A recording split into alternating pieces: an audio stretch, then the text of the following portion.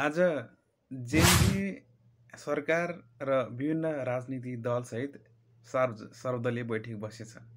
अब भनौँ यो सहमति यसरी नै एउटै मञ्चमा आउनु थियो, यो रियालिटी हो।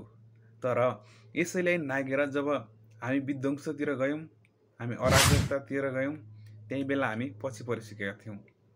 किनभने कुनै पनि समस्याको समाधान भनेकै शान्ति र वार्ताबाटै हुने हो। किनभने अबको सरकार जसरी चलिरहेको छ र जसरी जेएनजीबाट सरकार चयनपछि सञ्चालनको बाटो आइरहेको छ, त्यसमा पनि कुनै पनि राजनीतिक दल, कुनै पनि नेपालको नागरिकले आफूले समर्थन जनाएन भने त्यसले सार्थकता पाउँदैन।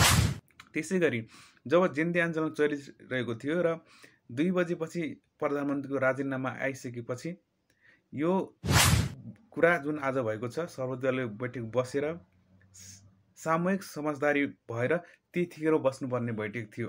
तर हामी विध्वंसतिर गयौँ, शान्तिको बाटो अपनाउन सकेनौँ र हाम्रा महत्त्वपूर्ण सार्वजनिक सम्पत्तिहरू जसरी सर्वोच्च अदालत, सिंहदरबार लगायत विभिन्न सार्वजनिक सम्पत्तिलाई जलाइयो, त्यो भने एकदमै निन्दनीय छ।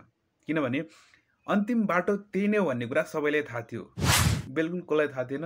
जसले राजनीति बुझेका थिएनन्, राज्य सत्ता बुझेका थिएनन् र देशमा के गर्नु भन्ने कुरा बुझेका थिएनन्, तिनीहरूलाई बाहेक सबैलाई थाहा थियो। तर अरूको उक्साउटमा आएर तातो आगो रगतमा जसरी देशको सार्वजनिक सम्पत्ति र देशका सम्पत्ति लगायत हाम्रो धरोहर समेत रहेका सिंहदरबार, सर्वोच्च अदालत लगायत राष्ट्रपति भवनलाई जलाउने काम गरियो, त्यो भने एकदमै नराम्रो भयो।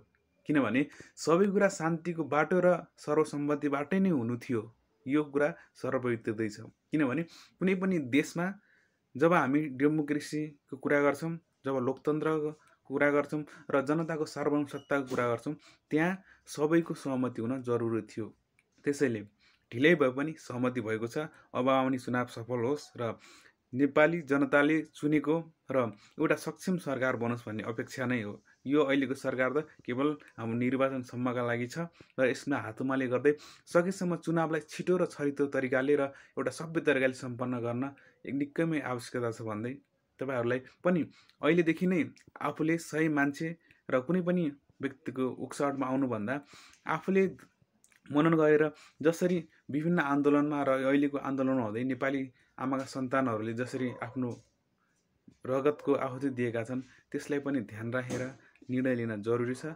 त्यसैले तपाईहरू पनि अहिलेदेखि नै एउटा सच्चा नागरिकको हैसियतले अरूको वेबसाइटमा आएर अनावश्यक कुरामा लाग्नु र अनावश्यक व्यक्ति अथवा भनौँ व्यक्तिवादी प्रवृत्तिमा जानुभन्दा सही सक्षम व्यक्ति, त्यो जुनसुकै पार्टीको होस्, जुनसुकै ठाउँबाट होस्, चाहे जेएनजी होस्, चाहे जेएनजीभन्दा फरक बाटोको होस्, जुनसुकै पेसाबाट होस्, व्यक्ति सक्षम हुनु पर्यो।